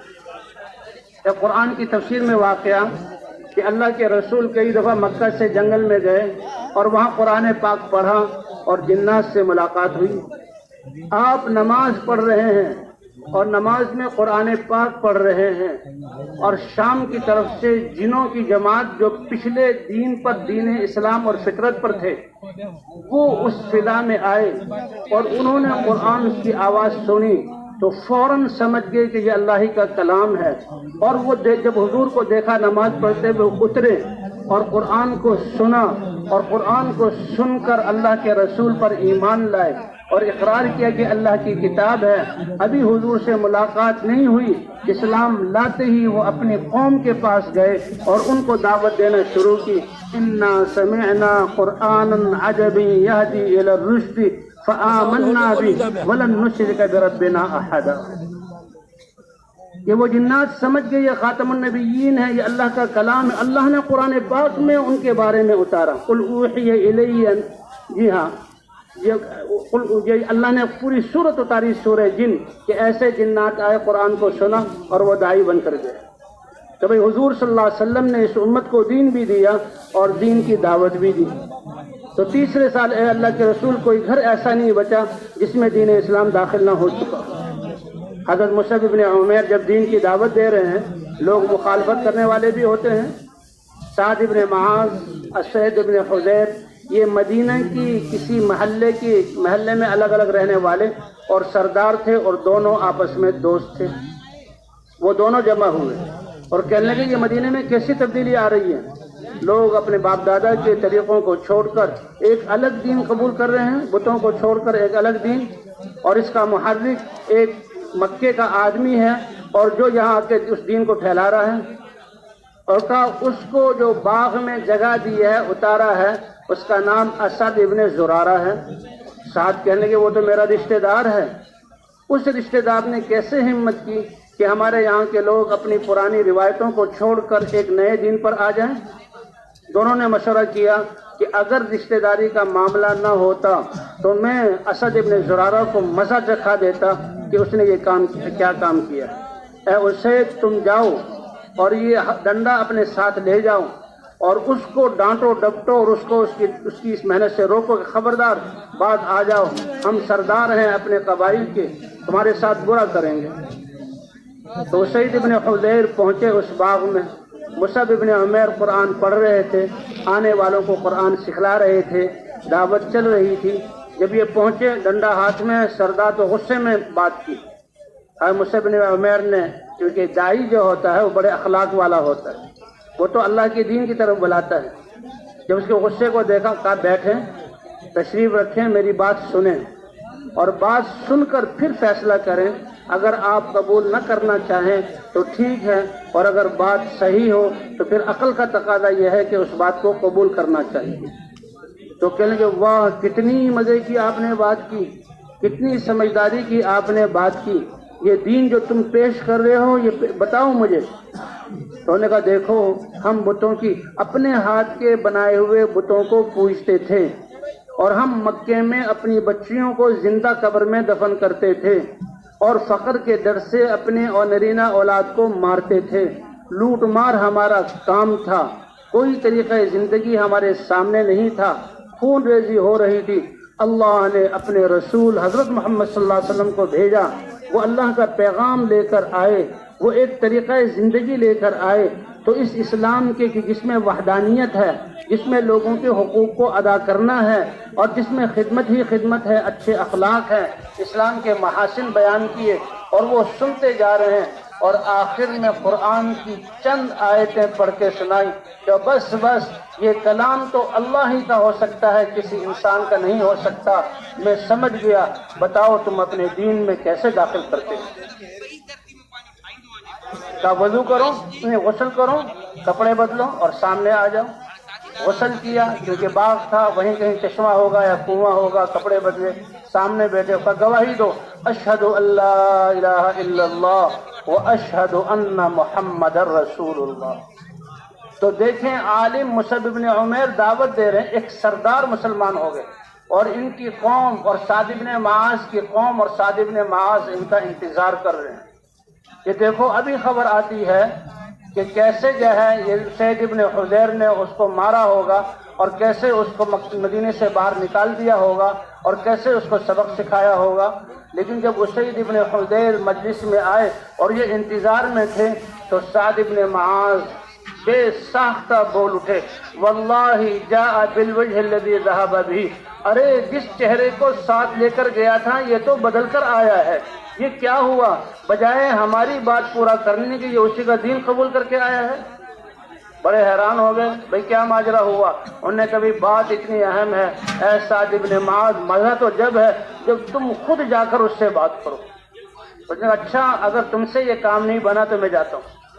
انہوں نے بھی ڈنڈا دیا اور غصے میں بھرے ہوئے کہ اسید سے کام نہیں ہو سکا، میں کروں گا. وہ آئے اور حضرت مصعب بن عمیر وہ اپنی جگہ بیٹھے ہوئے تھے، لوگوں کو دین کی تعلیم دے رہے تھے اور اخلاق کے ساتھ لوگوں کو اللہ کی طرف بلا رہے تھے. یہ بھی غصے سے بولے، تم کون ہو؟ ہمارے دین میں تم نے کون سی نئی باتیں شروع کر دی اور ہمارے علاقے میں کیا پھیلانا شروع کر دیا؟ تو داعی جو ہوتا ہے حکمت کے ساتھ دعوت دیتا ہے، وہ بڑے اخلاق والا ہوتا ہے. اللہ کے رسول صلی اللہ علیہ وسلم نے ان کی تربیت کی تھی. کہا اے سعد، آپ سمجھدار آدمی معلوم ہوتے ہیں، بیٹھ جائیں اور میری بات کو سنیں، اور سن کر آپ خود فیصلہ کر لیں. بات سننے کے بعد اگر آپ کو اچھی نہ لگے تو آپ اس کو رد کر دیں، اور اگر اچھی لگے تو اچھی بات کو تو قبول کرنا چاہیے. کہ خدا کی قسم تم نے عقل والی اور انصاف والی بات کی ہے. کہ بات کیا ہے کہ بتاؤ. ان کے سامنے بھی پہلے حضرت مصعب بن عمیر نے کہ مکہ والے بیت اللہ کے ہوتے ہوئے کیا ظلم برپا کیا ہوا تھا، کیا خرافات تھیں، اور کیسے جہاں دنیا کی زندگی ان کی مشکل ترین تھی. اللہ نے اپنے نبی کو بھیجا، اسلام دے کر بھیجا، اسلام کے محاسن، حضور والے اخلاق، اور آخر میں قرآن شریف کی چند آیتیں پڑھی. کیونکہ عرب تھے تو فوراً کہیں بس تم یہ بتاؤ کہ دوسرے آدمی کو اپنے دین میں داخل کیسے کرتے ہو. تو کہا تم بھی غسل کرو، کپڑے بدلو، سامنے آ جاؤ. غسل کر کے کپڑے وہ سامنے بیٹھے. اشہد ان لا الہ الا اللہ واشہد ان محمد رسول اللہ. یہ کلمہ پڑھ کے اب وہ اپنے علاقے کے پاس گئے. اب قوم والے جمع تھے تو جو ہی کلمہ قبول کیا، کلمے کی دعوت. تو عرض کرنے کا مقصد یہ ہے کہ صحابہ کرام کی وہ جماعت حضور صلی اللہ علیہ وسلم ان کو ان کے معلم ہیں، مبلغ ہیں، رسول ہیں، دین کی دعوت دے رہے ہیں. لیکن جو دین میں داخل ہوتا ہے وہ اپنی جان، مال، صلاحیت اور جناب دین کی دعوت میں، دین کو پھیلانے میں لگاتا ہے اور اس کے راستے میں آنے والی تکالیف کو برداشت کرتا ہے۔ تو سعد بن معاذ نے اپنے قبیلے کو دعوت دی، صبح سے شام سے دوپہر سے شام تک آدھا دن ان کا دعوت دینے میں لگا اور پورے قبیلے نے ان کی دعوت سے اسلام قبول کر لیا۔ اللہ نے کفر کی جہالت سے نکال کر دین اسلام ان کو عطا کیا، اور حضور صلی اللہ علیہ وسلم جب تشریف لائے تو سارے یہ صحابہ بنے۔ تو مدینے والوں کے قدر کرنے کی وجہ سے اللہ نے اپنے نبی کو حکم دیا کہ مکے والوں نے قدر نہ کی، آپ مکے شہر کو چھوڑ دیجئے، حالانکہ اس میں بیت اللہ ہے، آپ کی پیدائش ہے، آپ کے 53 سال اس میں گزرے ہیں، اور آپ مدینہ آ جائیے۔ ہجرت کا حکم حضور صلی اللہ علیہ وسلم کو ہو گیا، اور حضور صلی اللہ علیہ وسلم رات کے اندھیرے میں اور رنجیدہ دل کے ساتھ جب آپ پہاڑوں پر چڑھے اور بیت اللہ جہاں سے اوجھل ہونا تھا وہاں کھڑے ہوئے اور بیت اللہ کی طرف دیکھا اور کہا ما اطیبک یا مکہ، اے مکہ تو کتنا پاکیزہ شہر ہے، تجھ میں اللہ کا گھر ہے اور میرا گھر ہے اس مکے میں یہاں پیدا ہوا، اس کی گلیوں میں میرا بچپن اور جوانی گزری اور 13 سال میں نے دعوت دی، لیکن میری قوم نے اللہ کا پیغام نہ پہنچانے دیا، اس لیے اے مکہ تجھے چھوڑ کر اب میں مدینہ کی راہ اختیار کر رہا ہوں۔ حضور رنجیدہ دل ہو کر چلے، اور مدینہ والوں نے تیسرے سال جو آئے تھے مدینے والے، اے اللہ کے رسول کوئی گھر ایسا نہیں رہا کہ جس میں مدینے والے اسلام میں داخل نہ ہو چکے ہوں۔ تب حضور صلی اللہ علیہ وسلم ہجرت کر کے وہاں صحابہ ایمان والے حضور کی زیارت ابھی، اور پھر حکم ہو گیا مکے والوں ایمان والوں کو کہ تم اپنا مکہ چھوڑ کر مدینہ آ جاؤ۔ اب 10 سال حضور صلی اللہ علیہ وسلم وہاں رہے ہیں۔ مکے والوں کا مدینہ منورہ اسی طرح کھجور کے باغات والا شہر تھا، اور وہ کھجوروں پر ان کا گزارا ہوا کرتا تھا۔ اب مکے والے بھی آ گئے مہاجرین، اللہ کے رسول نے مہاجرین اور انصاری کے درمیان بھائی چارہ کرایا، اور مہاجرین تو اپنا سب کچھ لٹا کر آئے تھے اور یہاں آ کر ان کو دکانیں نہیں کھلوائیں، انصار مدینہ نے ان کے خرچے کو برداشت کیا، اور اللہ کے رسول نے مدینہ میں 10 سال ہوتے ہوئے صحابہ کے 150 سفر کروائے کہ میرے اس پیغام کو لے کر انسانیت کی طرف جاؤ اور انسانیت کو اللہ کے عذاب سے اور بے دینی سے بچاؤ۔ 150 سفر صحابہ کے ہوئے، اور 27 سفروں میں خود حضور صلی اللہ علیہ وسلم تشریف لے گئے، اور جب سفروں میں جاتے تھے تو انصار مدینہ یہ سفروں میں صحابہ کو اپنی کھجوریں دیا کرتے تھے، اور جو قبائل مدینے میں آتے انصار مدینہ ان پر بھی کھجوریں خرچ کرتے تھے، اور جب قبائل دین سیکھ کر جاتے تھے انصار مدینے والے ان کو بھی ہدیے تحفے دیا کرتے تھے۔ تو خرچے بڑھ گئے 4 گنا، اور انصار مدینہ بیٹھے نہیں جہاں اپنے باغوں کو ٹھیک کرنے کے لیے اللہ کے راستے میں نکلے۔ اللہ نے ایسی برکت دی کہ انہی باغات کی وجہ سے اللہ تعالیٰ نے سارے خرچے پورے کر دیے، اور مدینے کی جہاں کھجوروں میں اللہ نے برکت عطا فرما دی۔ ایسی برکتیں مدینہ منورہ ان کی کھجوروں میں آئی۔ برکت کیا ہے کہ جب انسان اللہ کے احکام پر چلے تو اللہ تھوڑی چیزوں میں برکتیں دے دے، پورا کر دے۔ کہ غزوہ احزاب کے موقع پر کہ پورے عرب نے اکٹھے ہو کر مدینہ کی اینٹ سے اینٹ بجانے کی کوشش کی، اور مسلمان ابھی چند ہزار ہیں، اور مدینے میں منافقین الگ اور یہود اللہ کے رسول اللہ کے دین کے دشمن الگ، اور سامنے سے جہاں پورا عرب آ رہا ہے خندق کھدوائی گئی، صحابہ کرام نے خندق کھودی، اور صحابہ کرام بھوک کی حالت میں خندق کھود رہے ہیں۔ تو عرض کرنے کا مقصد یہ ہے کہ مسلمان جب اللہ کے دین کی محنت کے لیے بھوک اور پیاس برداشت کرتا ہے، اللہ کیسے برکتیں عطا فرماتے ہیں۔ یہ بھوک کی حالت میں خندق کو کھود رہے ہیں، پتھریلی زمین، چٹانیں آ رہی ہیں، اس کو کھود رہے ہیں، اتنی بڑی خندق اتنی گہری کہ دشمنوں کے گھوڑے پار کر کے مدینے میں نہ آ سکیں، دفاعی جنگ۔ تو ایک صحابی کی بھوک کی حالت یہ تھی کہ حضور صلی اللہ علیہ وسلم کی خدمت میں حاضر ہوا، اے اللہ کے رسول خندق کھود رہے ہیں لیکن ہمت نہیں ہے، بھوک ہے۔ اور بھوک کی دلیل دینے کے لیے ان صحابی نے اپنے پیٹ سے کپڑا ہٹایا تو ان کے پیٹ پر ایک تختے کی طرح پتھر بندھا ہوا تھا جس سے کمر جھکے نہیں، سیدھی رہے، وہ انہیں پتھر دکھایا۔ اللہ کے رسول نے دیکھا کہ میرے صحابی کو اتنی بھوک کہ بھوک کی وجہ سے انتڑیاں خشک اور کمر جھکے، اس کے لیے پتھر باندھا ہوا ہے۔ حضور صلی اللہ علیہ وسلم نے اپنے پیٹ مبارک سے جب کپڑا ہٹایا تو حضور کے پیٹ پر 2 پتھر بندھے ہوئے تھے کہ دیکھو میں تم سے زیادہ فاقے کو برداشت کرنے والا ہوں۔ حضرت جابر رضی اللہ تعالی عنہ کو دیکھ لیا کہ اوہو اللہ کے رسول کو اتنی بھوک، فوراً اپنے گھر کی طرف دوڑے اور گھر والوں سے پوچھا کہ کوئی آٹا ہے؟ کہ جی ہاں، جو تھوڑے سے پڑے ہوئے ہیں۔ کہا جلدی سے ان کو پیسو اور ان کی روٹی بناؤ، اور سالن کے لیے کہا یہ بکری کا بچہ ہے جس کو پالنے کے لیے ہم نے رکھا، کہا میں اس کا بھی ذبح کرتا ہوں اور اس کا تم گوشت بنا لو، اور میں حضور کو کہا دیکھو 10 آدمی کے بقدر ان کو لے آنا، کہا حضور جس کو اللہ کے رسول پسند کریں ان کو لے آؤں گا۔ اب حضور صلی اللہ علیہ وسلم کی خدمت میں عرض کیا، اے اللہ کے رسول میرے گھر میں جوت ہے، میرے گھر والے پیس کر روٹی بنا رہے ہیں اور ایک چھوٹا سا بکری کا بچہ تھا اس کا سالن بنا رہے ہیں، آپ آ جائیں اور 10 صحابہ آ جائیں اور اس کو کھا لیں تاکہ بھوک دور ہو۔ اللہ کے رسول نے کہا اچھا، تو اللہ کے رسول نے حکم دیا او میرے صحابہ، یہ 16-17 میل میں جتنے صحابہ ایمان والے ہیں یہ کھود رہے ہیں خندق، سب میں اعلان کر دو پہنچو جابر کے گھر کہ جابر نے تمہاری دعوت کی ہے، کہ جابر نے تمہاری دعوت کی ہے۔ او حضرت جابر کے پاؤں تلے کی زمین نکلی، دوڑے اپنے گھر کی طرف۔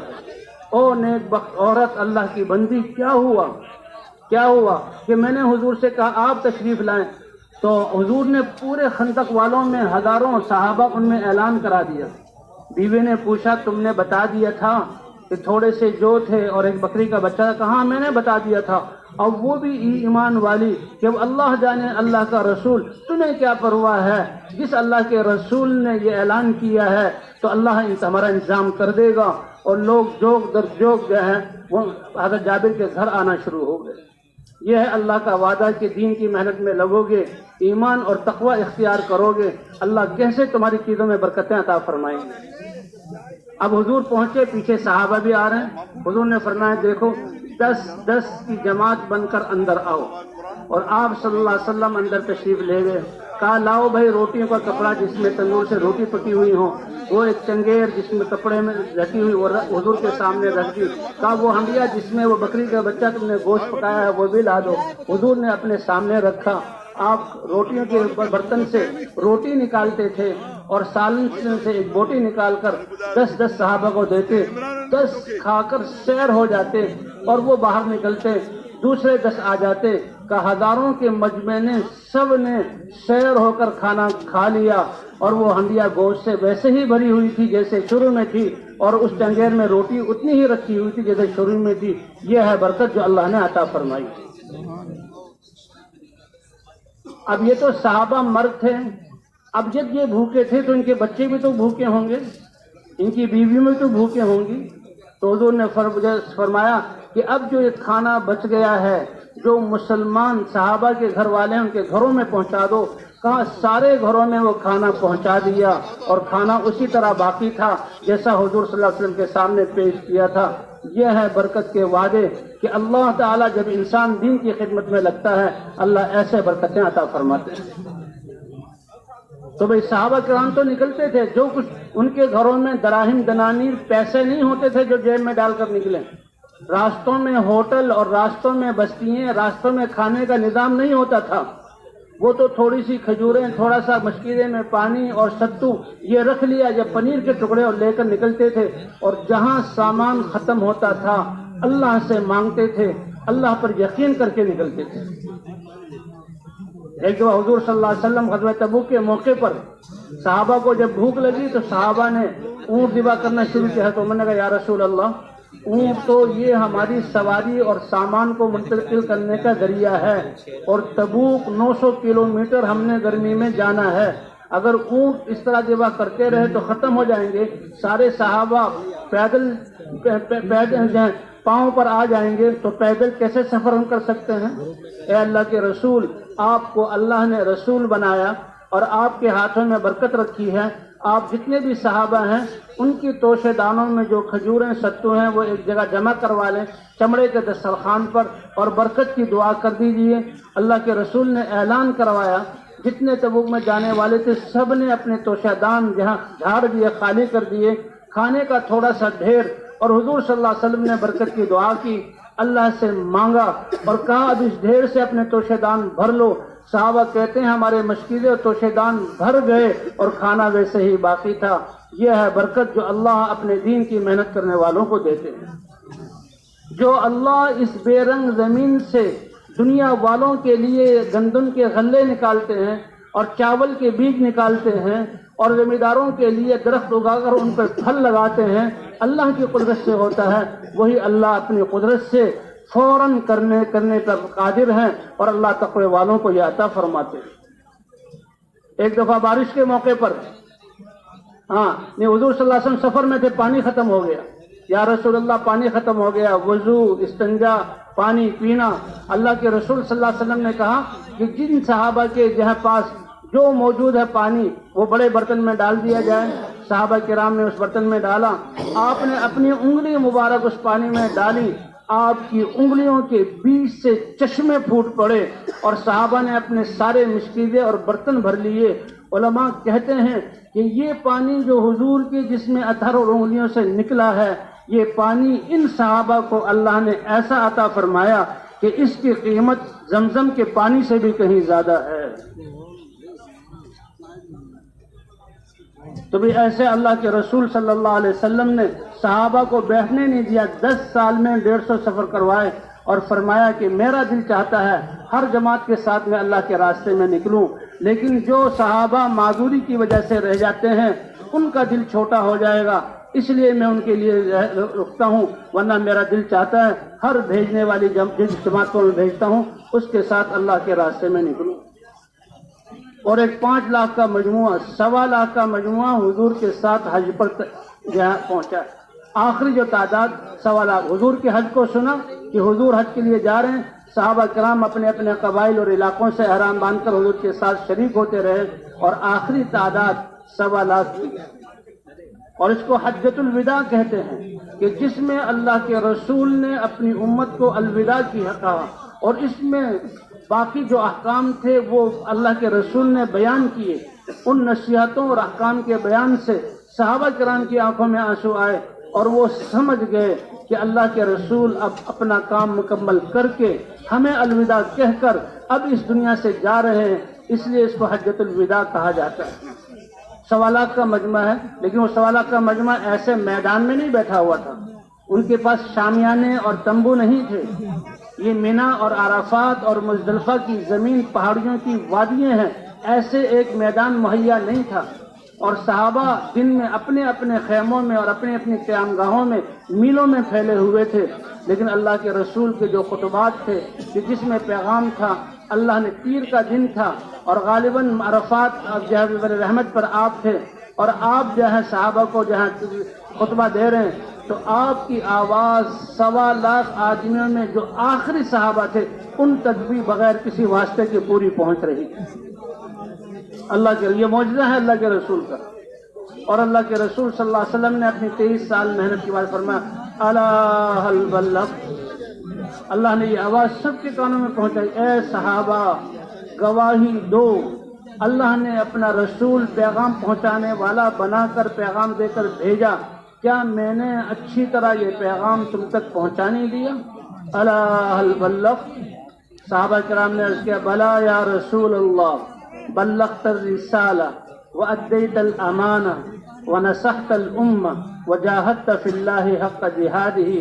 اے اللہ کے رسول آپ نے اچھی طرح پیغام پہنچا دیا، اللہ کی اتاری ہوئی دین کی امانت پوری پوری ہمیں ادا کر دی، اور آپ نے امت کی اچھی طرح نصیحت اور خیرخواہی کا حق ادا کر دیا، اور دین کی محنت کرنے کا جو حق تھا ہم سب گواہی دیتے ہیں کہ آپ نے وہ حق ادا کر دیا۔ 1.25 لاکھ صحابہ کی طرف سے یہ گواہی، اللہ کے رسول نے سیدھے ہاتھ سے انگلی اٹھائے، اللہم فاشہد اللہم فاشہد اللہم فاشہد 3 دفعہ، اور پھر الا فلیبلغ الشاہد منکم الغائب، کان کھول کر سن لو، میرے دین کی بات کا جو گواہ ہے اور جس تک جو بات پہنچی ہے غائبین تک پہنچانا اس کے ذمہ میں ہے۔ تو صحابہ کرام ایسی جانثار جماعت تھے کہ لاکھوں میں صرف 20,000 کی قبریں حجاز مقدس میں ملتی ہیں، ورنہ صحابہ کی قبریں پوری دنیا میں عقبہ ابن نافع یہ الجزائر جہاں افریقہ کا آخری ملک جو ہے، آگے بحر اٹلانٹک شروع ہوتا ہے، وہاں تک حضرت جہاں صحابہ کرام گئے، اور اسی طرح ترکی کراس کرے پھر کہ قبرص، اور اس کے آگے یورپ کے علاقوں میں صحابہ کرام کی جماعت اللہ کا پیغام لے کر گئی ہے۔ خراسان تک صحابہ کرام اس زمانے میں آئے ہیں۔ چین کے بیچ میں، چین تک جو اسلام پہنچا، ایک صحابی سعد بن ابی وقاص، ایک تو ماموں ہیں، ایک اور صحابی ہیں، وہ اس دین اسلام کو لے کر پہنچے ہیں۔ باقاعدہ ان کے مزار پر تختی لکھی ہے، علماء نے دیکھا، انہوں نے بتایا کہ حضور کے زمانے میں یہ آئے اور چین والوں کی زبان نہیں سمجھتے تھے، دعوت اپنی عملی زندگی سے دی۔ پھول وہ ہیں جس کی خوشبو بتلائے کہ یہ پھول ہے، تو دین اسلام وہ ہے کہ وہ زندگی بتلائے کہ یہ پاکیزہ طریقہ زندگی ہے۔ حضور نے صحابہ کو ملکوں والوں کی زبانیں نہیں سکھائی، صحابہ میدانوں میں اترے ہیں اور ان کی دعوت کے مختصر الفاظ تھے، کونو مثلنا، اور دنیا کی تہذیب والو، دنیا والو، ہماری مبارک زندگی، آپس کے اخلاق اور ہماری معاشرت اور ہمارا اپنے رب سے جوڑ دیکھ لو، اللہ کی مدد کے اپنی آنکھوں سے مظاہرے کرو، ہماری طرح ہو جاؤ۔ اگر تم ہماری طرح ہو گئے، تمہارے ساتھ بھی اللہ کی مدد کے وہی وعدے ہیں جو ہمارے ساتھ ہیں، تمہاری بھی اللہ ایسی مدد فرمائیں گے جیسی ہماری۔ اس لیے صحابہ کہاں تک پہنچے ہیں، دین کے پیغام کو لے کر گئے۔ تو حضور صلی اللہ علیہ وسلم نے بھی فرمایا تھا کہ دیکھو بدأ الدین غریبا، جب اس مبارک زندگی کو لے کر آیا، لوگ اپنے رسم و رواج کی اندھیریوں میں اور ظلم والے طریقوں میں ایسے دلدلوں میں پھنسے ہوئے تھے کہ سب نے میرے دین کی مخالفت کی، اور میری محنت کی وجہ سے، میرے صحابہ کی قربانیوں کی وجہ سے اب ایک مجموعہ ایسے ایمان والا اور ایسے دین پر چلنے والا کہ اللہ نے ان کے لیے رضا کا پروانہ اتارا، اور اللہ کے رسول نے کہا کہ میں نے ان کی ایسی تربیت کی کہ جس کے طریقے پر بھی تم چل لو گے تم صحیح راستے پر آ جاؤ گے۔ بِأَيِّهِمْ اقْتَدَيْتُمْ اهْتَدَيْتُمْ، اللہ کے رسول ایسے صحابہ یہ بنے۔ فرمایا میرے دین کے صحابہ کی قربانی کی وجہ سے یہ دین اتنا عام ہوا، یہ اخلاق اتنے عام ہوئے۔ وَسَيَعُودُ كَمَا بَدَأَ، لیکن جیسے انسان کی فطرت ہے کہ نبی آتے تھے اور نبی دین لے کر آتے، اس سے زندگیاں بدلتی، اور باقی ظلم والوں کو اللہ ہلاک کر کے زمین کو پاک کرتے اور لوگ ہدایت پر چلتے تھے۔ پھر چلتے چلتے نبی چلے گئے، دعوت چھوٹی، تو پھر لوگ جہاں غلط راستے کی طرف آتے، اور پھر اللہ نبی بھیج دیتے، 1,24,000 نبی بھیجے۔ تو حضور نے بھی فرمایا میں تو دنیا سے جا رہا ہوں، وَسَيَعُودُ كَمَا بَدَأَ، یہ دین پھر زندگیوں سے نکلے گا، اور دین اللہ کے احکام پھر سو اوپرے ہو جائیں گے جیسے شروع میں تھے، لوگوں کی سمجھوں میں نہیں آتے تھے۔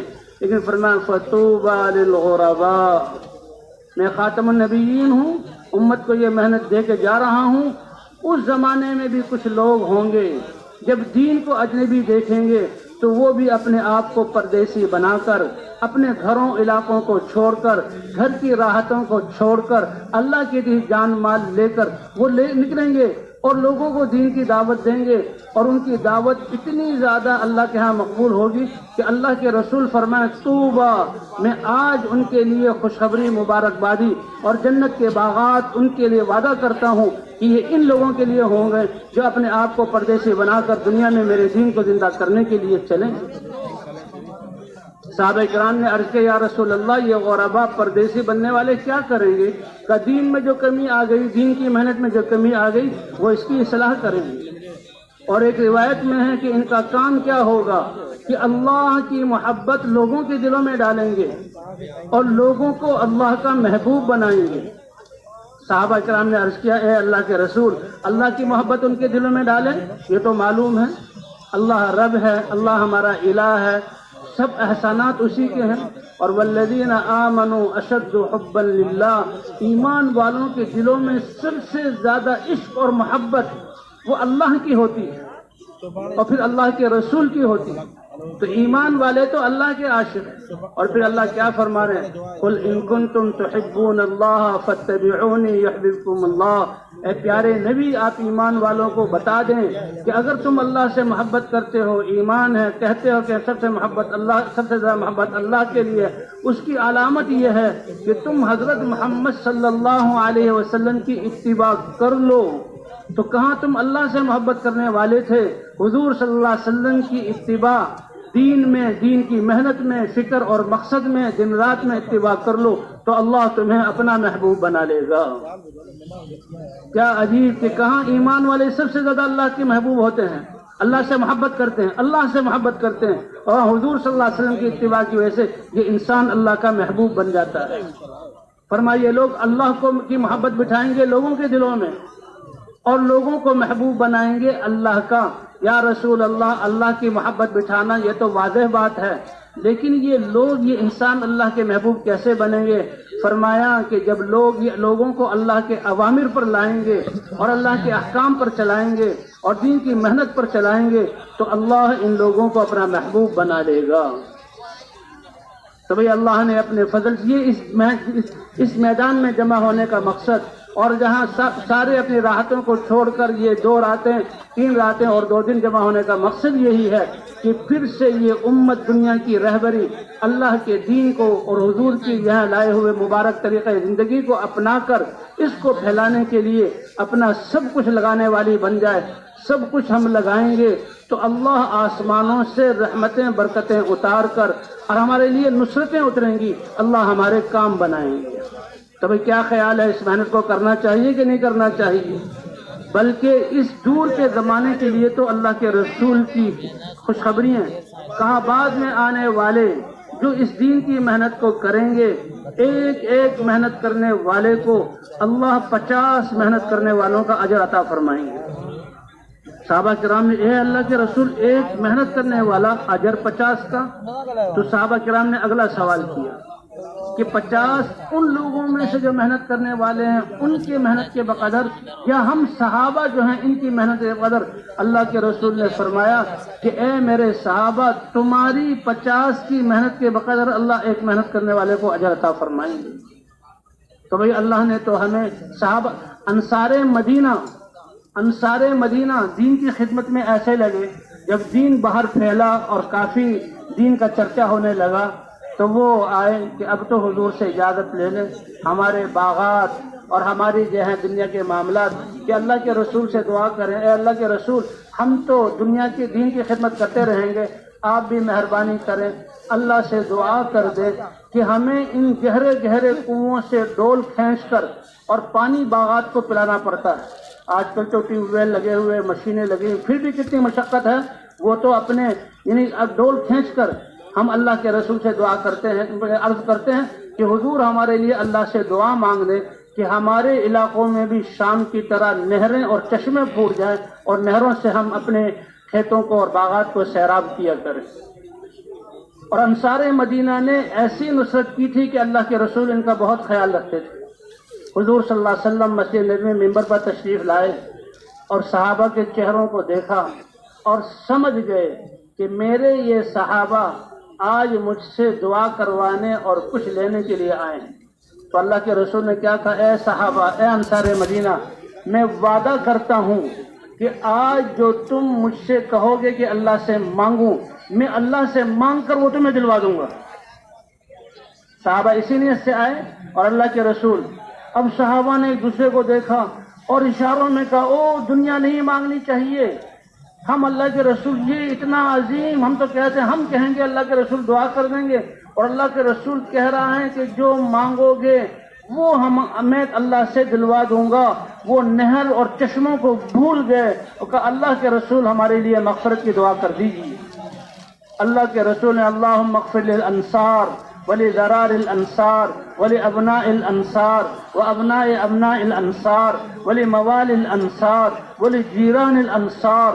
دعا کرنے والے بھی اتنے سخی تھے کہ ایک ہی جملے میں، اے اللہ انصار کی مغفرت فرما، انصار کی اولاد کی مغفرت فرما، اولادوں کی اولادوں کی مغفرت فرما، اے اللہ ان کے خاندانوں کی مغفرت فرما، اے اللہ ان کے غلاموں کی مغفرت فرما، اور اے اللہ ان کی پڑوسیوں کی مغفرت فرما۔ اللہ کے رسول نے سب کے لیے دعا کر دی، اور صحابہ پھر جو ہے اس دین کی محنت میں لگ گئے۔ اور پھر حضور نے فرمایا، دیکھو تم نے دنیا میں دوسروں کو ترجیح دی اور تم نے دوسروں پر لگایا، ایسی طرح لگاتے رہنا اور دنیا کی طرف مت دیکھنا، تمہاری احسانات کا بدلہ تو میں قیامت میں اللہ کے دربار میں کھڑا ہو کر اللہ سے تمہیں دلواؤں گا، اللہ سے تمہیں دلواؤں گا۔ اس دین کی قدر اور دین کی محنت کی قدر کرنے پر اللہ کے رسول صلی اللہ علیہ وسلم نے فرمایا اب تو میرا جینا اور مرنا انصار مدینہ کے ساتھ ہے، میرا جینا مرنا انصار مدینہ کے ساتھ ہے۔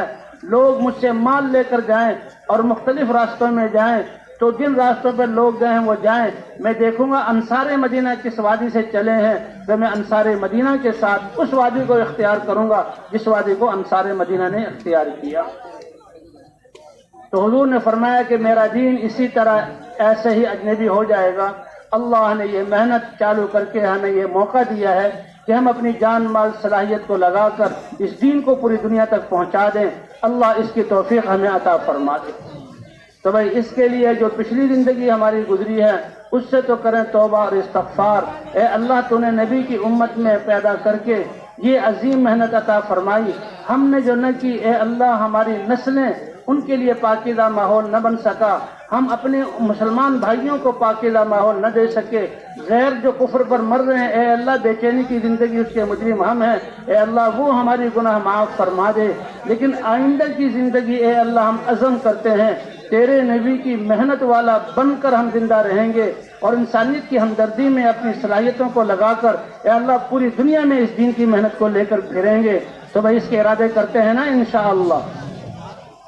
تو اس کے لیے فرمائیں بھائی ماشاءاللہ جتنا تصور تھا اس سے کئی گنا مجمع آ گیا ہے، تو لہذا جماعتیں بھی سال کی جماعتیں، چلے 3 چلے کی جماعتیں، بیرون ملک کی یہ جماعتیں، بہت جاندار مجمع ہے، بڑے دھیان سے سننے والا، اس کے لیے اپنے آپ کو پیش کریں۔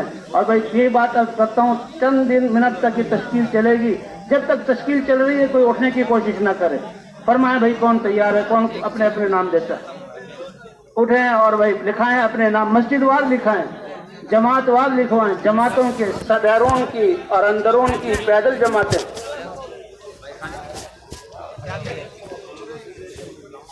اللہ قبول فرمائے۔ بھائی ساتھی تشکیل والے ہر